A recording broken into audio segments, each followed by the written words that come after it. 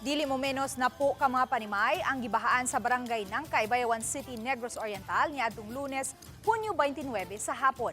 Samtang gibahaan usab ang katubhan sa dapit. Ang report ni Orchids Lapingkaw.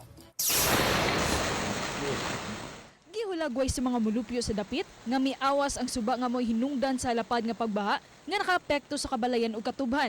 Daw nahimong dakong sapa ang kadalanan nga gibahaan usab. Gitumbok sa mga mulupyo usa kanila si Irene Bender nga ang mga nasangit nga mga debris ilawom sa tulay sukad pa sa niaging pagbaha mo'y hinungdan niini. Ilang gihulagway nga wala malimpyuhi ug makuha ang nakaalisa sa sapa nga agianan sa tubig ug tungod niini misaka ang tubig ug miawas na paingon sa daan, kabalayan ug miabot na sa katubhan.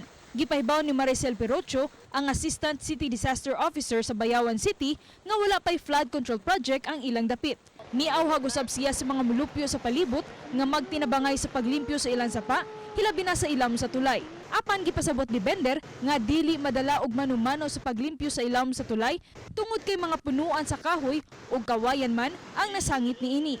Hinuon, nakiglambigit na ang city disaster sa clearing operations aron nga mahinluan ang ilam sa tulay.